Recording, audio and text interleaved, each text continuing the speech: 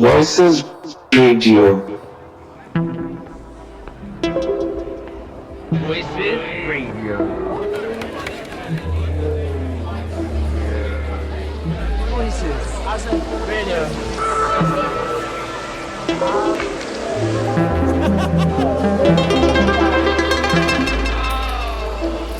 Voices Voices Radio.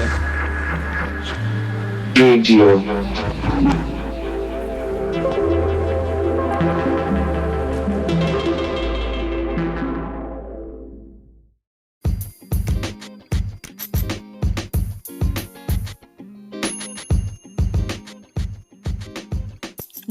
Yo, what's happening, boys and girls? Welcome to Breakfast with Sadiq Bello, available on Voices Radio on the first Thursday of every month between 9 and 11 a.m., where I will not only be playing some absolute bangers, no mash, but to wake you up from your morning slumber. But I will also be talking with various guests about how they have decided to spend their time trotting through this ironic journey that we call life. So let me start by introducing myself. Of course, I am the one, the only Sadiq Bello. Well, actually, that's a bit of a lie. If you look back through the history of the African diaspora up until now, I'm sure there has been many Sadiq Bellos before me and probably many to come after me. But I would like to think that none of them quite did it the way that I intend to live it. So, in a nutshell, I am a DJ and music producer, born in Victoria Island, Lagos, Nigeria, but raised predominantly in West London.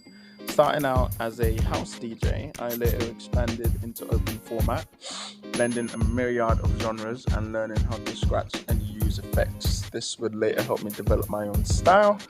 But for now, as I have said, tune in as I wake you up from your morning slumber and get you out of bed and prepared for another beautiful day ahead. Now, for those of you who are listening or streaming back from Spotify or Apple Podcasts or any other medium, then feel free to like, subscribe, and follow me for more info at Sadiq Bello. That's at SADIQB3LLO. The 3 is there just because I want it to be a bit quirky. Once again, that's SADIQB3LLO. Okay, so let's get into it.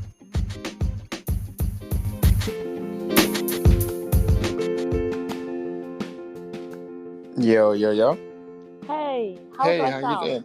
How you doing? You okay? Yeah, not too bad. How are you? Excellent. I'm fine, thank you. Did you just say how do you sound? Yeah, Oh yeah, you sound great. You sound clear. I can hear you properly. perfect. Excellent. Awesome. Right. So, hello again, guys, to another edition of Everyday People with myself, Sadiq Bello, as the jingle just said beforehand. I'm here with Aish, of course, who I met over on Voices Radio, who, to my knowledge, is a DJ and a radio presenter. But the reason why I've invited her onto this episode is because there was more details that I wanted to find out about her, and so she is here. Aisha, do you want to say hello to the people? Hi, people. Thank you so much for having me, Sadiq. How are you? I'm all right. I'm fine, thank you. This has actually been a lot. I can't remember how many months ago I may have spoken to you about this, but this has been a long time coming. So I'm happy that we were actually able to do it finally, and get it down on paper.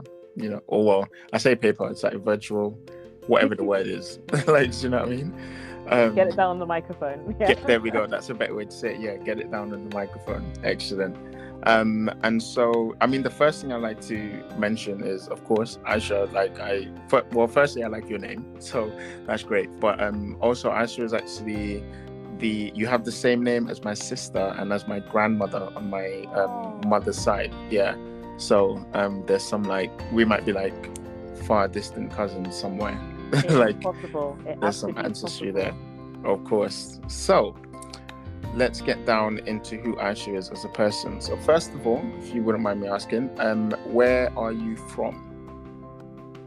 So when you say where I'm from, are we talking London-wise or further afield? Okay. Do you know what? I like that you answer that question in that way, because so this is the debate I always have with people, right? So when I say where you're from, I mean your bloodline. So like in your body, ethnicity, where were you from? I mean, where do you reside from? So my, I guess I would say I'm Ghanaian, British Ghanaian. Okay. So I was born in Kingston, grew up in Kingston, Yeah. to Ghanaian parents. So interestingly, my parents didn't meet in Ghana, they actually met in the UK. Right. So my parents both came here in the 80s, and my mum went to some house party. My dad looked at her and was just like, you know what, she's quite peng, you know. To one of his friends, like they had like a mutual friend, and it was like, yeah, can I have a number? And then yeah, the rest is history, and that, which I think is a really beautiful story in terms of like Ghanaian hall parties and, you know, the community, like finding people who are like you, who you know, like speak the same language as you and find like a common ground. So Yeah. any excuse to tell that story. Yeah, do you know what? It's also so coincidental that you said this, because my parents also met at a party, but they met in a party in Nigeria, and it was sort of the same thing. You know, my mum was like, I don't know, dancing or doing whatever, and my dad was like, "Yo, this is kind of a painting," and then someone introduced them, and that's how it was back in the days before like social media or the internet took over. So maybe that's just a thing that like Africans used to do back in the day. Like you would only just meet in parties. I don't understand, because I wasn't expecting you to say that. But yeah, so you said, so they met here in London, and then you were born in Kingston. Yeah. And so I want to touch back into the answer that you gave, because I always debate this with people. So when I said, oh yeah, where are you from? I'm assuming naturally when someone asks you where you're from, is your original response would be Kingston, or would you say, oh, Ghana or Ghanaian? Like, how does that sit with you? You know what, Sadiq, I'm not gonna lie, the answer varies by person. Okay. So when someone is asking like where my parents are from, and they're trying to allude like, where are your parents really from? Okay. It would be easier to say, yeah, they're both Ghanaian, but the fact that I kind of feel like some people are a bit nosy, Yeah. I would just casually be like, oh, well, my dad was from Battersea, because he was. Yeah. My dad was from Battersea, It's and cool. my mum lived in Balham. Okay, so yeah. So like, okay, South London. That's what I would say. I'd just be like, Yeah. yeah, I'm from South London. Like, Yeah. Okay, and the thing is, I've never thought about this in detail. It's only now when you're speaking that I'm actually thinking about this. But so every time people ask me where I'm from, I always say I'm Nigerian. But I don't say, oh yeah, I'm Nigerian because I was born in Nigeria, specifically because I was born in Nigeria. But I also feel like even if I was born here, I don't know if I reckon I would still say Nigerian, just because in my head I've always thought of more of, oh, where is your, when I ask that question I mean ethnicity. But now you're right, things have actually changed where it's more of, okay, but where are you from? Let's say you'd never been to Ghana and all you did was spend your life in London, then of course you are from London, because it's the same as someone saying to me, like if my grandparents were from, I don't know, Lebanon, and then I was born in Nigeria, I would still say I'm Nigerian just because I identify as a black Nigerian male, if that makes sense. But yeah, I've never thought about it like that. And I think the argument that most people make, or like I used to make, or like people make now who might think in the same way that I used to think, was that I would always say, well, you know, just because you were born from here doesn't mean that you're from here. And I'm not sure if that's necessarily something like offensive to say to someone now, because technically speaking, yes, you are actually from here. You're not like, you're Ghanaian, yeah, in your bloodline. Absolutely. Yeah, like in your ancestry, but you're actually from Kingston. That's where you are from. Because, do you visit, or have you visited Ghana in the past?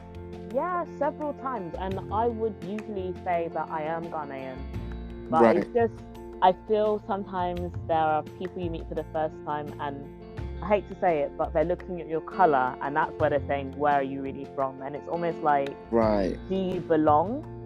Which is Oh, why, okay. yeah, so that's kind of why I'm kind of giving the Saki answer when I say, oh yeah, my parents Oh, from parents South from London. here. Yeah, and that, it would be so much easier to be like they were Ghanaian, but I'm just like, Yeah.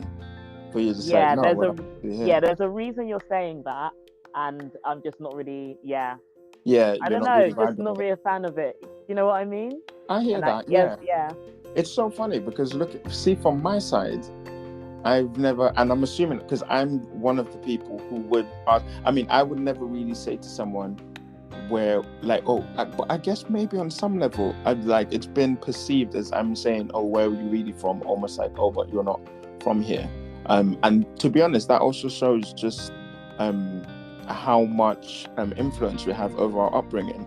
Because see, like in my household when we were growing up, saying that wasn't necessarily an offensive thing, but now I'm starting to see it from your side because no one has ever explained it to me in that way, where you're saying it can be perceived as, oh yeah, you don't belong here, even though evidently you do. Why wouldn't you belong here? exactly. You know what I mean? Which Like, also, sorry, carry on. yeah, like Britain is so multicultural. Yeah. Like, you know, to the fact that isn't our national dish like a chicken tikka? It's like a curry.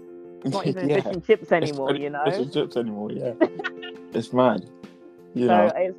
So it's like it just makes me think like, yeah, why are we still at that point where people are going like, where are you really from? I've even heard like, you know, POC comedians like make jokes about it and that, but like Yeah. I just really started to see it actually. And I think sometimes, you know, people are saying it's good intentions and that, but yeah, once I began to see it, I was just like, Yeah, I think I'm not sure. it's also a problem because I think it's the fact that we're looking at the world, like everyone sees the world through their own lens. I think whether they like to admit it or not, we see it shaped based on the books we've read or the movies we've watched or the songs we've listened to and the places we visited and who we grew up around and the friends that we hung around in school and whatnot. And so I think naturally it's almost an arrogant assumption of me to, because I identify myself as Nigerian, I would think, oh, well, every black person that I meet would then identify themselves as, you know, where their ancestry is. But realistically speaking, that's only one view, and that could just be because I was born in Nigeria. Maybe if I was born in I don't know, St. Mary's or something like that, then I would actually just say, well, I'm from here. I'm from London. What do you mean? Because I mean, truth be told, if we break it down, there were many people of many different like ethnicities and skin colors that probably didn't originate from the land that they currently reside at, but they call themselves that. I.e., I don't know, if we talked about, I don't know, Australians call themselves Australians, but they're all like Americans call themselves Americans. But it's like, yo, if you go back far enough, you're not American, in the same way that they might say to you, you're not Ghanaian. So this is also another reason why racism doesn't make sense at all, you know. But yeah, the Oh, Sadiq, I'm so sorry. My phone locked and I think I lost you for a bit. oh, was it? Did it go completely quiet? Yeah. Oh, no worries. I mean, the people obviously, well, hopefully they heard. We'll listen back and see or whatnot. But what I was just basically saying was that, yeah, we see the world in the way that we were raised, and so naturally it would make sense that I would see it as, oh, because I say I'm Nigerian, I would expect you to say that you're Ghanaian. But realistically speaking, if we went down that path, then many people who are in many countries probably shouldn't say where they're from, because if they look at you, if someone looks at you basically in a nutshell, let's say like, you know, some Australian person comes to you and says, oh yeah, but where are you really from? You could also sort of say to them, well, you can't really say you're Australian either, because, you know, if you go back far enough, you man conquered the country, that's why you're here, or whatever, you know. Which is why, again, racism doesn't make sense, but that's a whole different ball game, you know. The next thing that I was going to ask actually was, oh, it's gone out of my head now. Hold on, I was literally just thinking about it and I lost it. No, sorry, that's what we were talking about. When I just said about the idea of countries in my head, which, to be honest, I didn't think the conversation was going to go this way, but I just think based on the fact that we're talking about where you're from now, I was like, the idea of countries doesn't really actually, like, it's just a huge, it's like a huge form of tribalism, really, because we were all one continent before anyway, if you go further back enough. So it also doesn't make sense to ask someone, oh yeah, where are you from? Because we're all just really from the same continent. It's just been broken up into 7 different continents. Very true. Yeah. Anyway, funny that. Yeah, moving on. So, like I said, I met you on Voices, and or I met you through Voices, because you've also got a radio show on Voices, right? I do have a radio show. It's called Avant-Garde AM. Can I shamelessly plug here? I don't know. Of course, go ahead. This is what we live for. This is what we run. Tell us about yourself. Yeah. So, yep, I've got an early morning breakfast show on the first Wednesday of every month. It's called Avant-Garde AM. It's very much ambient, piano, chill hop, jazz, lo-fi vibes. Music to kind of like calm the mind, your busy mind. Yeah, and I'm absolutely loving it. So I've been doing a few shows so far, and I've got another one coming up. So yeah, I'm really loving it. It's like the music which I listen to when I want to relax and unwind, because I listen to so many different genres of music, and pre-recorded works for me right now while working, which is great. Yeah.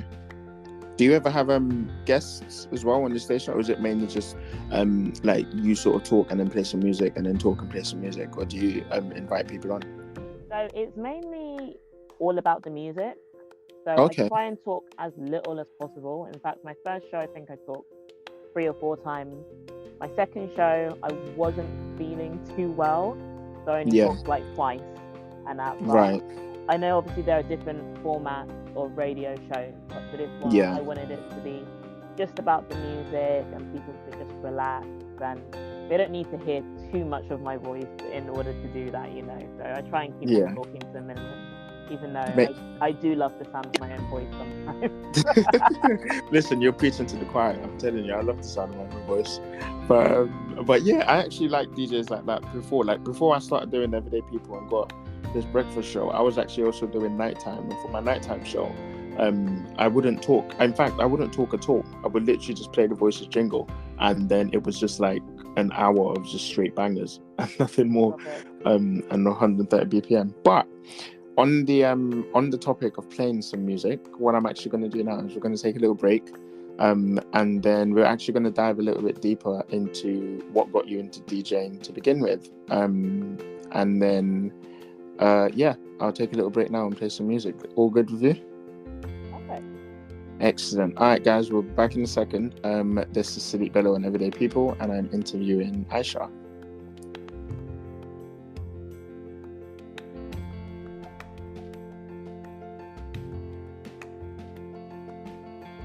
Okay, so I hope that you guys enjoyed that break. If you're just tuning in now, my name is Sadiq Bello, and once again, I'm interviewing Aisha on Everyday People, which is broadcasting on Voices Radio. Depending on where you're listening from, you might also be listening to this on Spotify or Apple Podcasts, but this is what we do. Aisha, do you want to say hi to the people?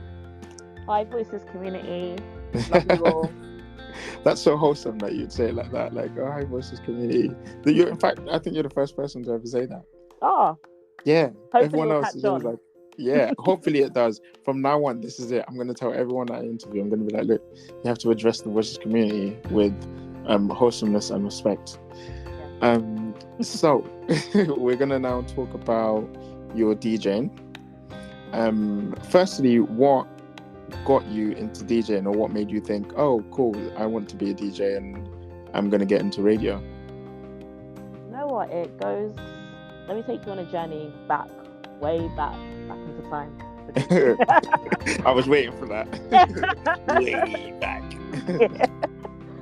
So, I think actually the first time I went into DJ, I think I was probably like 9 or 10. Mm-hmm. Is in me basically having the ideas that I would love to do this.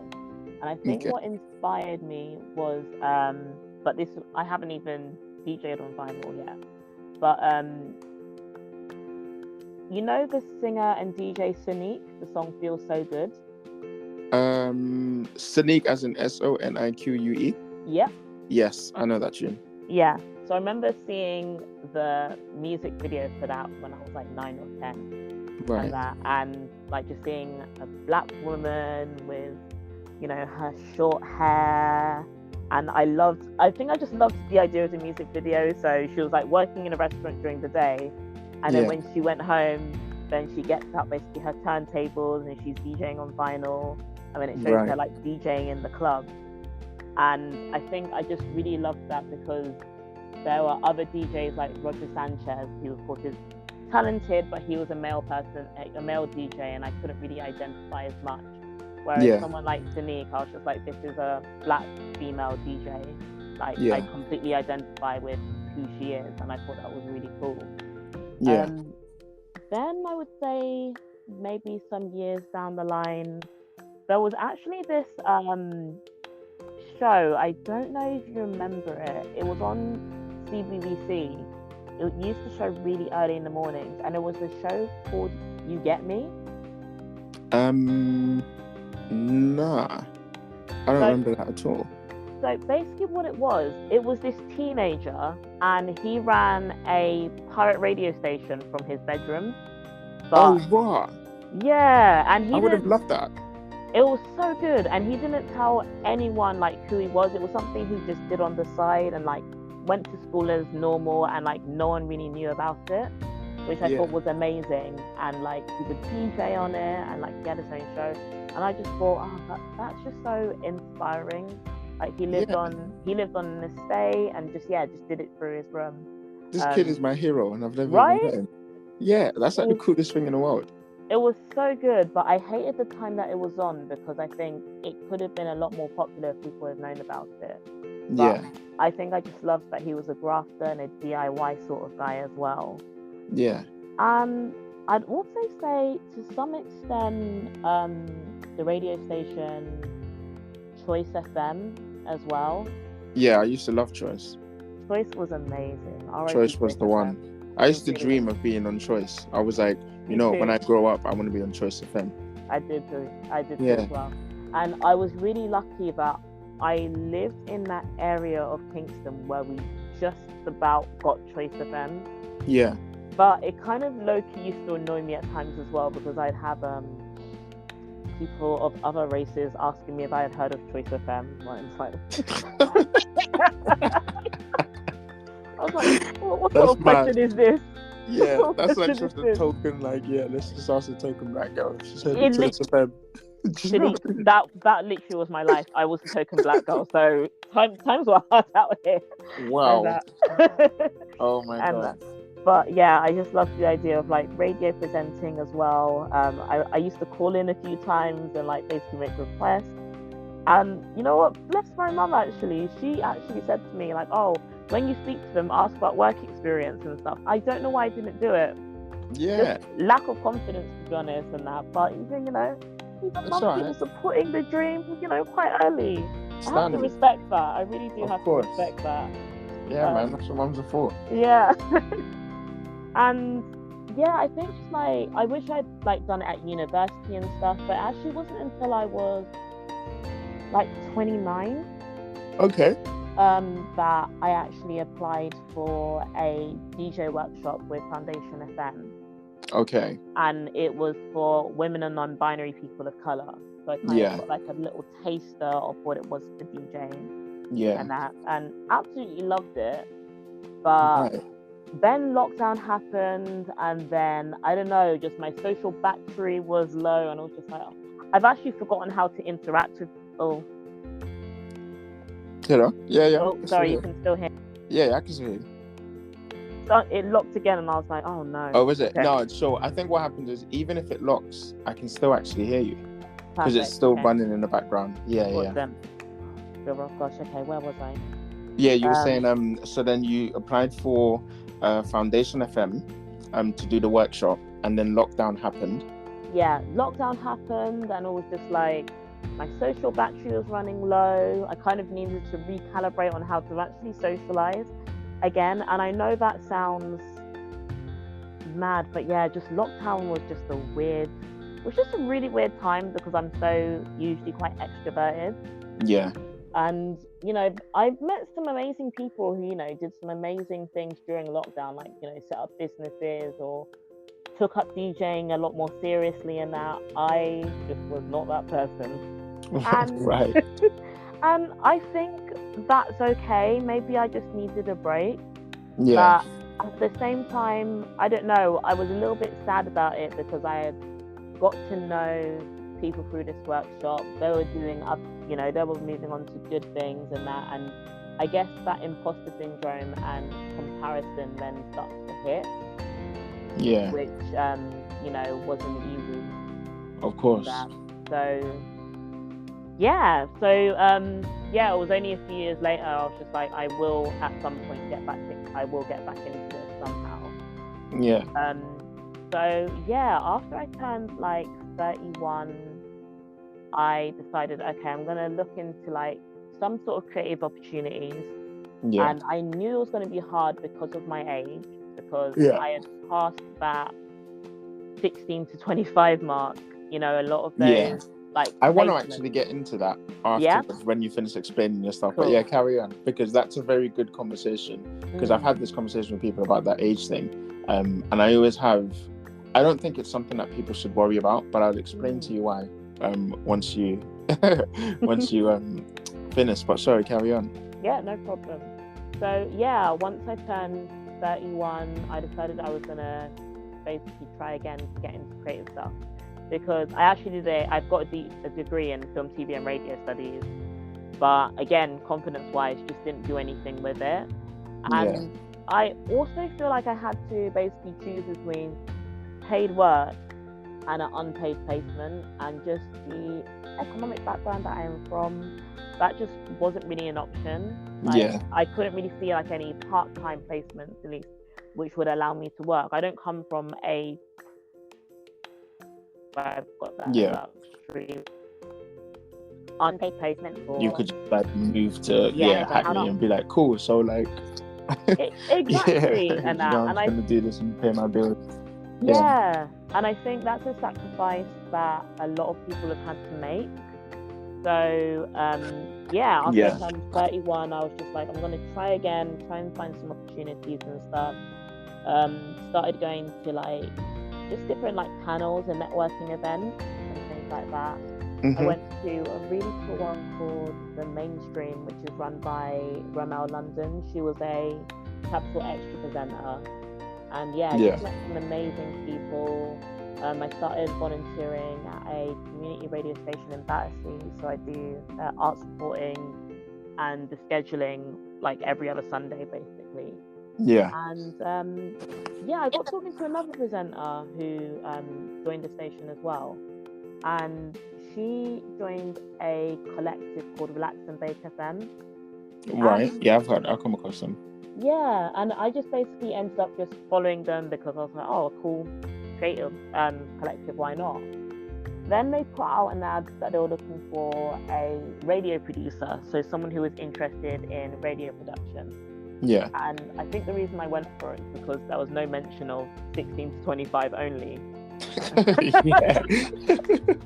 They were like 30 and above. So they were like, thank you. Anyone welcome in that. And I talked to the presenter from Relax and Bake about it, and I was like, do you know what exactly they're looking for and this and that?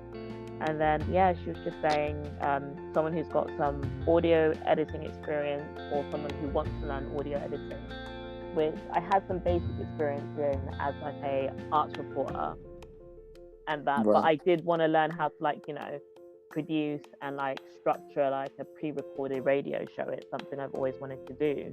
So slid into the DMs, talked to one of the founders, we had a conversation, and then got added to the group chat, and 2 years later here we are. So it's it's been an amazing experience. I've loved working with all the presenters. It's all pretty much remote, so they basically do interviews with artists, they send audio to me, I edit it down, and then add in songs and create basically a playlist around it and turn it into a hour-long radio show. I've also helped with that's sick. I've also helped with, that's so gangster. That's thank you. So because that's proper so you're you're proper post edit person, you know how to, I mean that's what you do, you know how to radio produce. It's not like you just sort of fell, I mean I guess people can say you kind of fell into this, but it was almost like the universe was always kind of guiding you towards this anyway. And the fact that you're able to do it remotely is quite an impressive skill. Like I don't think you should downplay it. Kind of like, yeah, I just kind of do this thing, because I think there's a lot of people who would want to either want to do that or learn to at least have the skill to be able to do that. Especially when you weren't even like in the room when the interview was happening, but you're just able to listen to it and structure it in a way that it sounds like just as one take. I think that's very impressive. Yeah, it's I'm so glad I have this skill, and I also love the role because I get to listen to. It puts me onto new music as well, Yeah. and that, so like listening to the artists and that, and like some of these artists, they've ended up on my on repeat playlist on Spotify, sometimes for like several weeks and that. So like it really, really puts me on artists and like submit their tracks in as well, and then I can like review the songs and like see what fits like the vibe of like particular shows. So like for example, we had a alternative artist last month, and it was just great. I was proper in my like inner alternative black girl vibe from like teenage years, and I was just like, oh, okay, let me find this song, let me find some Block Party, let me find this and this and that, and I absolutely loved it. So I really do love the role, and I've branched into basically like helping to film like the interviews at the festivals, and that is always a vibe. So we went to Project 6 and City Splash this year, and we did Project 6 last year as well. And I feel like I saw some of that on your Instagram story, actually, now that you mention it. Did you do a lot of like, but this is like, I'm talking recently, like maybe about a month ago at most? Yeah. Something like a month or two ago? That was I saw all of that, and I was actually looking at that, and I was thinking, I was like, rah, she's busy. Like she's doing stuff. Do you know what I mean? She's like out and about all here in the summer. It was a long weekend. I don't know what I would have done if we had got tickets for Across the Tracks as well, because it was a very long weekend to do all that. But it was fun, great to know people, and like I work in the charity sector for like my 9 to 5 and that, but I feel like radio and music is very much about community engagement as well. I feel like they go hand in hand the same way as like the charity sector does as well. It's about getting to know people. They really do. Really do. And I'm happy you said that, because in the back of my mind, I feel like I always thought to myself that one day I'd want to set up a radio station. Well, actually, no. What I used to think was I'd like to set up a radio station just because I loved radio. But as like cliche and like kumbaya as it sounds, like for me, my end goal has always been based on what I can do like humanitarianly, if that's even a word. But as a humanitarian, like what can I do to save or like to help the world? Because I feel like there were two types of people in the world. There were ones who were born to sort of in service of themselves, and there were some who were in service of others. And I don't think we necessarily choose that. I think it's just in your being, the way that you are from when you're a child. You either like, some people are very community driven and some people are not.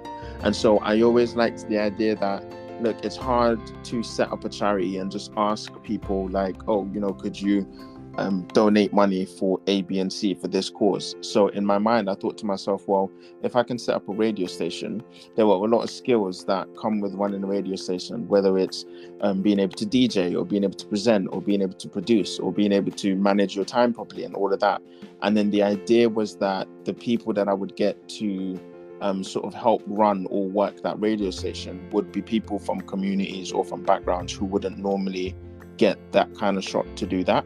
And so I feel exactly the same way when you say, community and radio kind of goes hand in hand, especially because it also allows people to really express their creativity, which I think is the most important thing in the world anyway. Absolutely. I feel like I remember actually it was either on your stories or on your post or something. I think you were saying something about that there's a lot of youth centres which have closed down, but they're turning into radio stations. Yeah. And you love that. Yeah. And I thought that was a really, really powerful quote. Yeah, I genuinely feel like that's what's happened. Like all of the youth centres that were shut down have been replaced basically with community radio. And then now I also feel like on some level, this is why a lot of radio stations are closing. It's like they're making it. It's very hard to run and sustain a radio station, because in terms of where the funding comes from, you either have to ask for a government grant, or it's like, okay, are we going to sell advertising, or are we going to get sponsorships? And sometimes people don't want to go down that route, understandably, because whoever is sponsoring the radio station or is like, paying or funding it might have their own agenda, which might take away from the ethos of the station itself. And so, yeah, which, to be honest, was probably the same thing that was happening with the youth centers before. It's that, well, hey, who's going to pay all of these youth workers to look after these kids after school? If they've all, if they're not being paid properly, or they've also got bills to cover and things like that. Whereas radio is like, it's that thing between, okay, I still get to live my dream through radio. So I might not necessarily be trying to be, I don't know, Mark Ronson or Diplo or Zane Lowe or like David Guetta and these superstar DJs, but at least I can still do the thing that I love, which essentially is just playing the music. And I can also give back to my community while doing that, without necessarily needing to be like a millionaire or billionaire. But for some people who may have been working in those youth centers, the reality of it is, even if you are helping these kids and you're a mentor to them, or like you're showing them or guiding them a way to live life, you still also have bills to pay. So you need to make sure that, I need something to earn enough money from, in order to do that. And so, yeah, but we're going to take another break, and then we're going to come back after I play some tunes, because there's quite a lot of things that you mentioned in that last little segment that I would like to unpack in the next one, if that's okay with you. Sounds all good? Sounds good. Excellent. All right, guys, we'll be back in a I was going to say back in a jiffy. And I was like, why? What? Why would I say that? But yeah, we're back in a sec. I'm going to play some tunes. This is Everyday People with Sadiq Bello, and I'm interviewing Aisha. Right, so ladies and gentlemen, boys and girls, folks, we are back from that little break. I hope you enjoyed the music. If you're just locking in now, you are on Voices Radio, and you are listening to Everyday People with myself, Sadiq Bello, and I'm interviewing the one and only Aisha, who coincidentally also has the same name as my sister and my grandmother. So, Aisha, do you want to say hello to the community? Can I say it again? Yeah, Hello again, Voices community. Yeah. Hope you're having a blessed morning. Standard. That's what I was hoping you were going to say. I was like, I was going to be like, hey peeps. I was like, nah, let's say community, because we are a community, and it's a great community too. Of all the radio stations that I've worked on, I swear to you, hands down, like Voices have treated me so good. I don't feel like I'm ever going to leave. I feel like this is it. It's just homebound. It's tattooed on my soul. Like, you know what I mean? Love that. But yeah, so there was a lot of things that you uncovered, or that you mentioned in the last segment, that I would now want to uncover. Some of it is questions based on what you said, and other things is just like, I guess, maybe what I've witnessed or my perspective on things, or any advice that I could give based on the market. But firstly, before we dive into that, when you mentioned the thing about lockdown, can we just take a minute to freeze and think about how mad lockdown actually was? When you think about it, they shut down the world, and 7 billion people, or like at least however many countries have media coverage, were all just like in their home, and everything was silent. And remember, like the rivers, like the lakes and the rivers all cleaned up, and the air was clear, and there was no pollution for a bit. And like I was like, how can they act? Like I think it's surreal that we actually went through that. That's crazy to think that that was a thing that could be done. If someone said to me now, oh yeah, cool, we're going to do another lockdown, unless it had happened before, I couldn't imagine that something like that would ever be able to happen, where the whole world was just like on pause. You know what I mean? So that's a bit crazy. But what I wanted to unpack was that I like that you said, during lockdown, it kind of on some level forced you to get back into your creativeness, because I think what a lot of people picked up in lockdown also was they questioned the work that they were doing, because for the first time since probably leaving school, or whoever's working 9 to 5 and has been doing so for many years, aside from just having the Saturday and the Sunday off, or just having 6 weeks in the summer from the whole year off, they actually had time to sit down and think, yo, if I don't actually go back into work, or I lose this job or whatnot, what am I going to do? And then the next question actually leads to, obviously, what do I actually like doing? So as far as, you know, some people having like given a bad rap for it and being like, oh, everyone is a DJ now, or everyone is this. I mean, it just shows you that,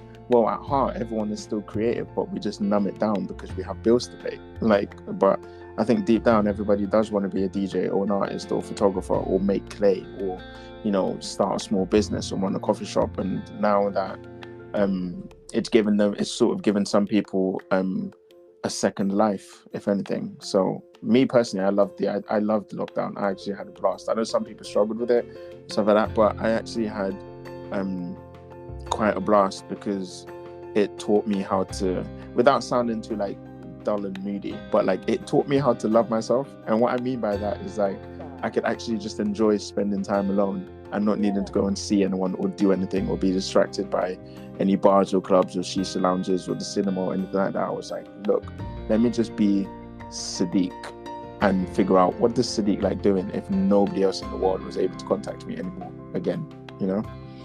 So that was great. It's really interesting that you say that though, because I think also with people who want to pursue something else, before lockdown, you know, sometimes when you bring up to your friends that, oh, I want to try this and that, and some of those friends, they're enemies of progress, and they're like, oh, why would you want to do that? You won't go anywhere. And then during lockdown, you're right, because you have to spend that time with yourself, there's kind of like no naysayers who can basically tell you you can't do it. You can't do it. Yeah, you just do it. It's just you and your mind. Yeah, love that. Yeah, it's really cool. And then also another thing is, I think that woke people up is because a lot of the times the reason why people don't follow their creative passions is because, like you said, when you have like enemy or progress friends that will say to you, well, that's not going to go anywhere, and they have this false sense of security within the companies that they work for, and like, you know, the government and whatnot, and for the first time in their life that was taken away. They were like, wait, hold on, this job I'm actually doing is not as secure as I thought it was, or this house that I'm paying a mortgage for is not as secure as I thought it was, and all of these things, they could shut down the world again. So it's like, you may as well try. I think that's what woke people up. They were like, well, I may as well try, because this thing that I'm doing, yeah, cool, it's paying my bills for now, but at any given time I could be made redundant for any reason. So I may as well, you know, try and be the astronaut or the fireman or whatever it is that people want to do, you know. But another thing that you spoke about, which I wanted to unpack, was the thing about the anxiety around, or maybe not anxiety specifically for you, but I know some people feel anxious about this, of thinking, you know, that 16 to 25 gap is like, is it too late? Like, am I too old? Why am I going into this now or starting? And what I always like to tell people is, I mean, if you were blessed enough, for instance, that, you know, God gave you, I don't know, 100 years to live, or if medicine was getting better, which it is, and we were actually going to live for 200 years, then when you look at yourself as a 20-year-old or as a 30-year-old or as a 40-year-old or as a 50-year-old, from that perspective, it's almost backwards to consider yourself too late or too old, because by that perspective, what you're kind of saying is, oh, well, you know, by the time I've gone, I'd like make one decision in my 20s, and then I'm supposed to do that for the next 80 years. That, I think it's a very, not necessarily dull, but an unimaginative way to live life, for me anyway, in my opinion, because I'm always like, listen, I was talking to like about this the other day to my mom, where like, and you know, my mom's in her 60s, and I was like, you know, you could still very much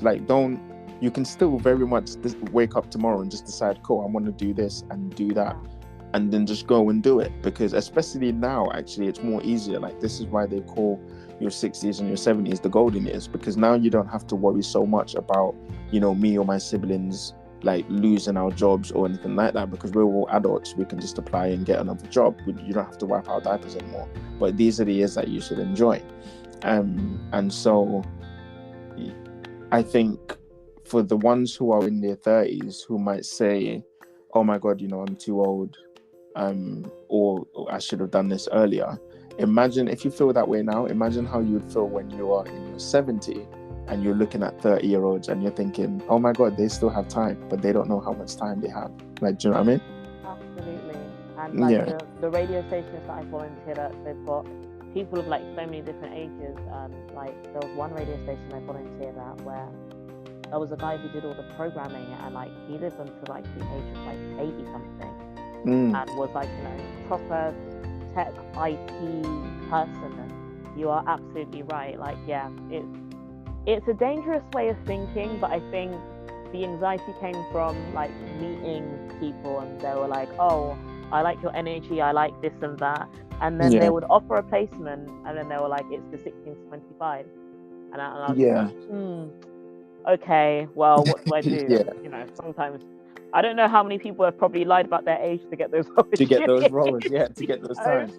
But do you know what I mean? Yeah. It's like on some level, I do get it from those companies, because they're like we live in a world where everything is like the younger the better, the faster, get them early, so that they read like they've got. But what I've realized is it's because when you're young, you have a lot more energy, but or like maybe you want to keep the kids off the streets and get them interested in something cool. I understand that.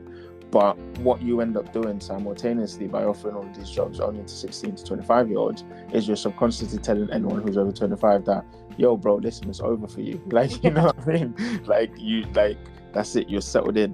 Which, for me, the reason why I also say that's a backwards way to live life is because even if you are, let's say you decided to be a DJ at 50, and you were blessed enough to live until 80 per se, that means you could still spend 30 years of your life you could have a 30-year DJ career.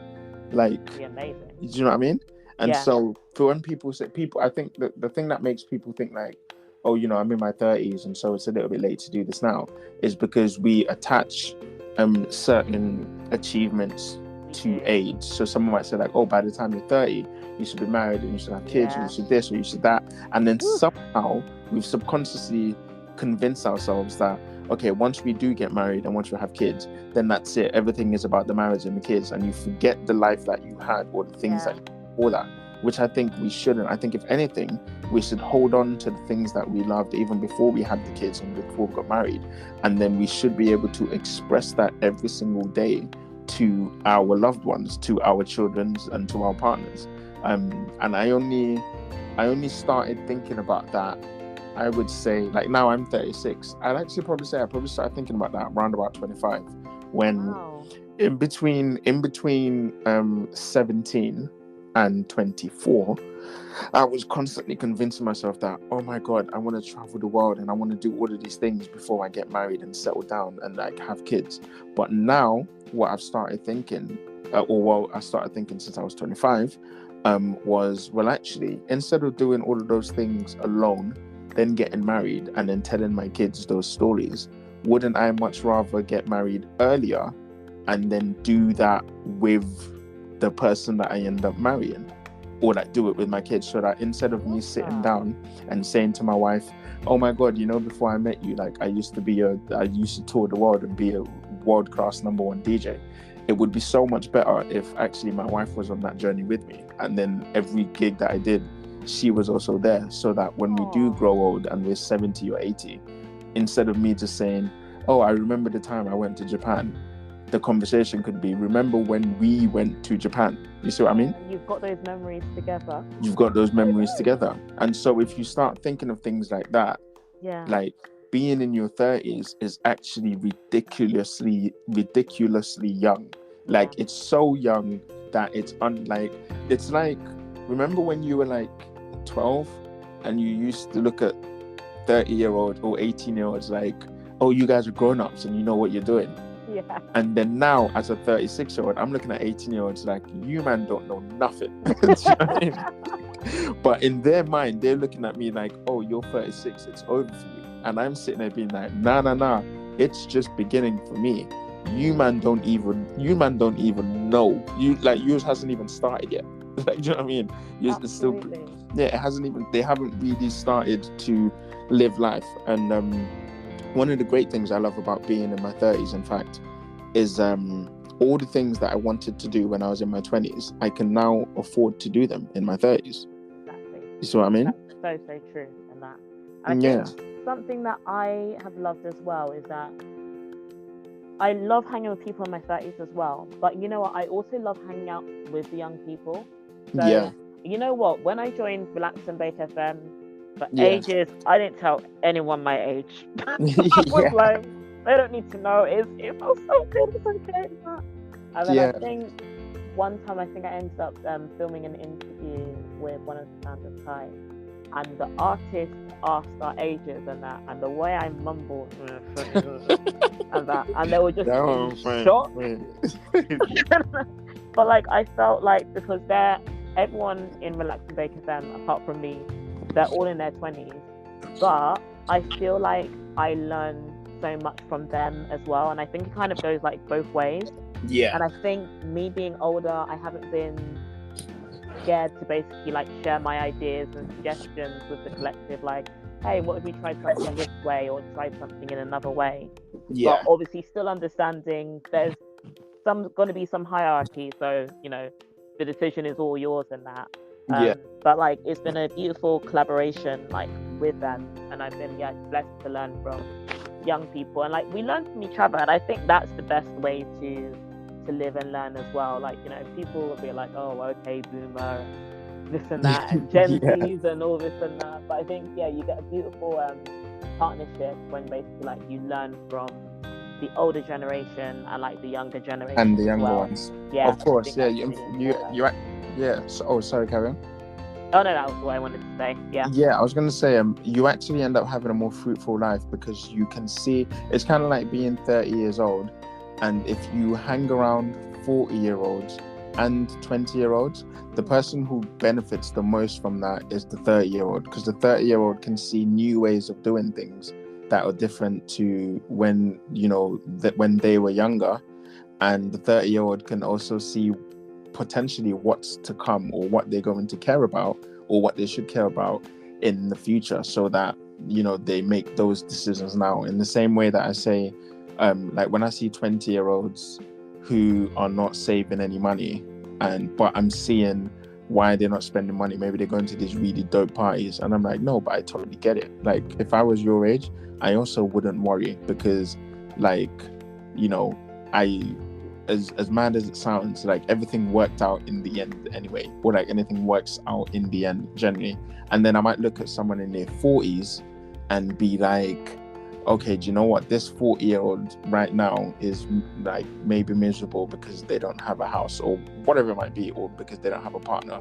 And then I would think, okay, let me make sure I don't make that same mistake. So let me focus on, I don't know, looking for a partner, or whatever it is. Which again is not a thing that I don't think you look for things. I think things naturally come to you. So like, one of the great things that I always talk about, like even when I met my fiance, is I always say to people that the reason why me and my fiance actually worked out is because when we first met each other, neither of us were actually trying to impress each other. We were actually just being ourselves, and then naturally we ended up together. And it's so cliche to say, but it's only when she actually walks into my life that I realized why it didn't work with anybody else. And I know like people say that all the time, and it sounds like it's some fairy tale out of a movie, and you see these quotes on Instagram, but it really is that. The fact that I don't have to explain to her anything about, I almost don't have to compromise myself at all. And yeah, and I was like, it's mad, because I'd spent my whole life people telling me that, well, for a relationship to work, you got to compromise and you got to take this. And I think sometimes when people end up in unhappy relationships or unhappy marriages or unhappy situations, is because they've compromised a part of themselves or part of their morals or part of their values in order to make something work. Because someone, whether it was a parent or a teacher or their religion or whatever it might have been, has convinced them that you are nothing without this thing. And so they start to lose pieces of their soul in order to get that thing, when that thing is actually not, it's not for them. You know what I mean? Like, it's the equivalent of, if I'm working a 9 to 5, no, not even a 9 to 5, if I'm doing 12 hours a day at a job that I do not like, because it's paying me money, and that money gets me a mansion and a Mercedes Benz. But the fact that I don't have the time to drive that Mercedes Benz or sleep in my mansion because I'm spending 12 hours at work, it's like, so why am I even working? You know what I mean? And that I get like there's a lot of people, sometimes they think about the money and they want to be constantly successful. This is a conversation that I've had with some of my friends regarding that. And it's just like, yeah, but if you get to the point where you're stressed and you can't do anything else because all you're thinking about is money, have you lived? Yeah, have you actually lived? You're working to live and living to work. Yeah. You know, it's like it's a crazy way to actually be or to live. And the thing that actually brought me satisfaction, which works in harmony with why I also don't necessarily believe in the thought that it's never too late. I mean, I don't believe in the thought that it's too late and, you know, you should do it in like your early 20s or whatever, is because, so I devised a way that I wanted to live. I stopped necessarily saying that, you know, I wanted to be a superstar DJ or whatever. And I actually started to design my life. So when you ask most people to design their life, they say, oh, I just want to be free. I want to be able to do whatever I want, whenever I want. But the reason why a lot of the time that leads to failure, in my belief, is because you're not actually being specific and pinpointing what you want. So when I started pinpointing what I want, I would say something like, I want to be able to go fishing every Tuesday, right? And then all of a sudden, I will find that this 9-to-5 work that I'm doing, I will say, okay, I will work 5 days a week, but I need to have every Tuesday off. So now all of a sudden, guess what? I can go fishing every Tuesday. And then once I've devised that, a way that I could go fishing every Tuesday, I might say something like, I want to be able to go and see my family every Sunday. So now all of a sudden, I've got Tuesday and Sunday off every single week. And then Sunday I could see my family, Tuesday I could go fishing. And you do this with every single day of the week. You say, Monday, I want to be able to go to the gym. Wednesday, I want to be able to do this, da, da, da, da. And what you find is, by doing that and breaking down those days, you end up designing the perfect life for yourself. Because every single thing that you want to do or need to do, you've been able to allocate a time to do it. And then if I do ever get tired of fishing on Tuesday, I might say, okay, I don't want to fish anymore. What do I want to do to replace fishing? I might say, now I want to join the football team, or now I want to this, or now I want to do that. But the more specific you actually get, the more fruitful I believe your life would be. And as opposed to trying to design a perfect life as a whole, what you've actually just ended up doing is design the perfect week. And by designing a perfect week, you end up designing the perfect month. And by doing so month by month, you end up designing the perfect year, thus designing the perfect life for you. Do you see what I mean? Yeah, it's giving smart goals. Yeah. Are you sure you want to get into motivational speaking? We talked about this before, you know. I'm going to say it again, and now I'm saying it on the radio, so I'm broadcasting it out there. That's so hilarious. In case you change your mind, you know, because, yeah, that's a really interesting way of like breaking things down. Yeah.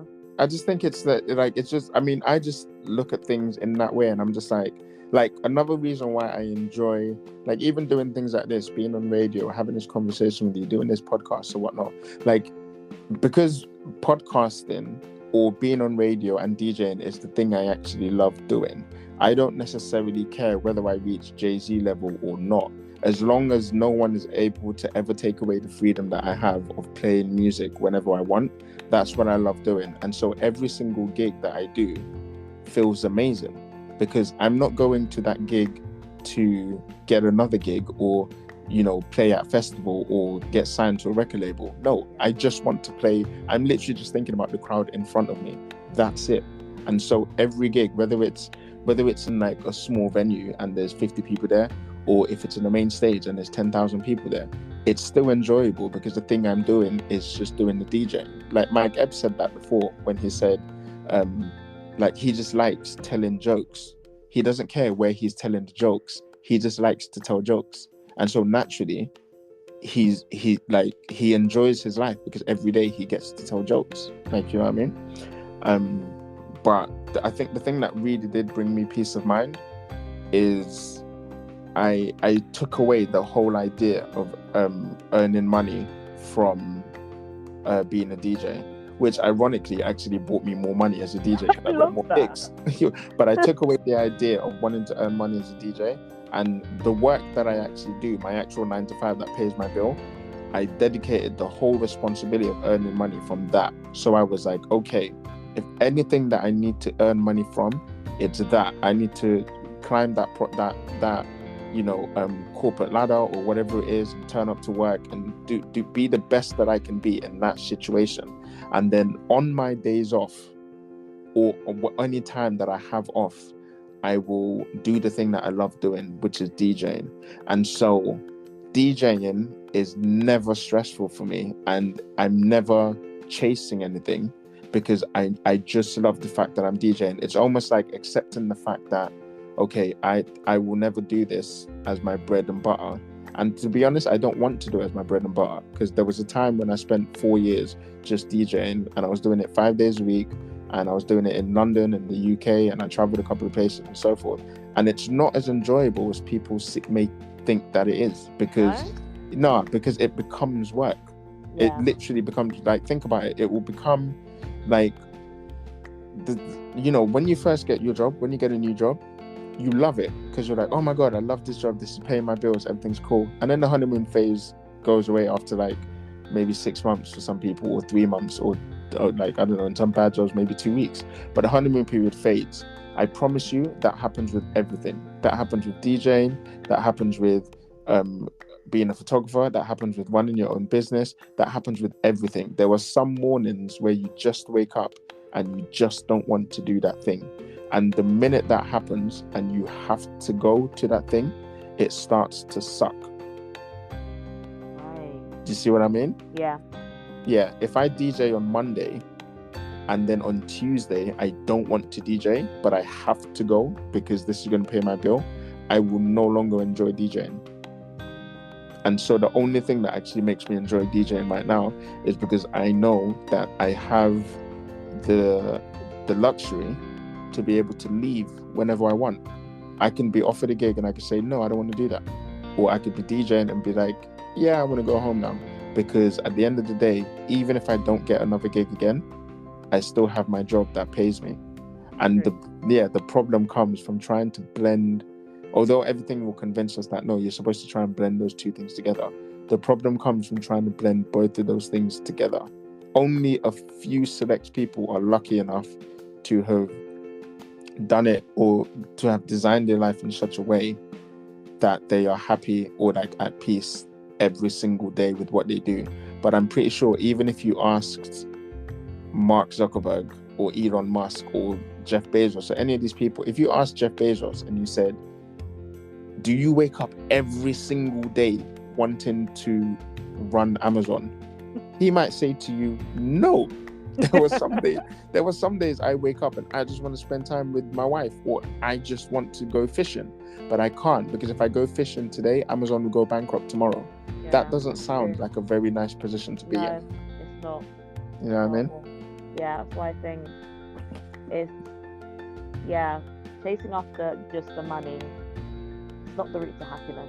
It's really not. Yeah, it's not. But yeah, sadly, we have actually run out of time. Oh no! I know, that went so quick. I was really enjoying that conversation. I was loving that. But before we go, as a final note, is there, first of all, actually, I've really enjoyed this conversation. I want to let you know that, right? I've really enjoyed this. But is there anything that you would like to let our readers know? Anything that you want to plug, where they can catch you, your Instagram, your next show, what they can expect from you in the future, etc., etc. And just, maybe like a quote to live by or something like that. A nice closing message to end the conversation. What would you like to say to them? A quote, Sadiq, because I didn't think that what do you call it? Can you still hear me? Yeah, I can hear you. Okay, great. Is that gonna be, imagine if that was the final quote, but like, hello, can you hear me?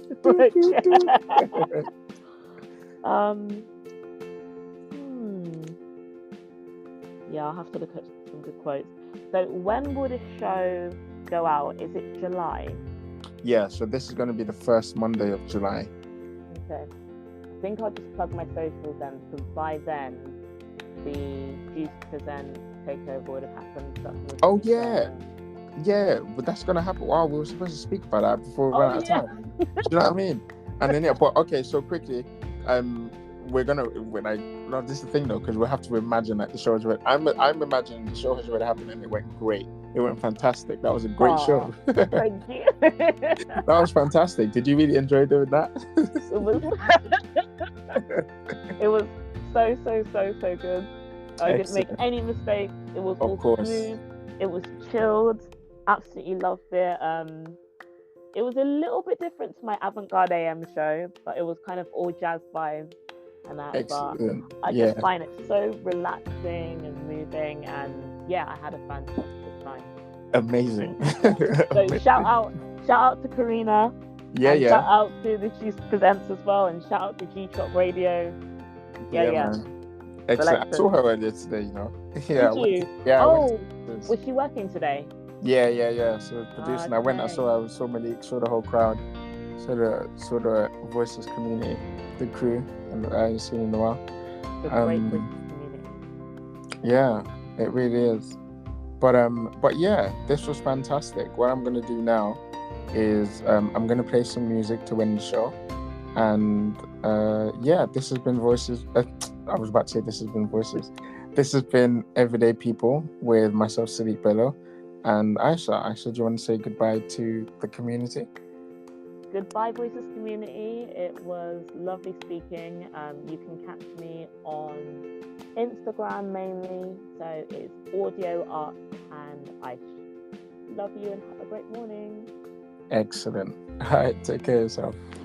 Bye. Thank you. Bye.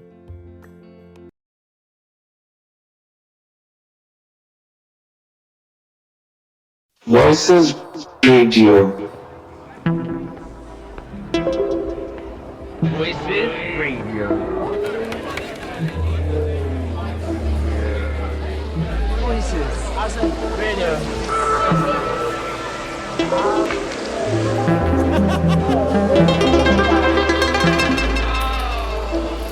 Voices Voices Radio.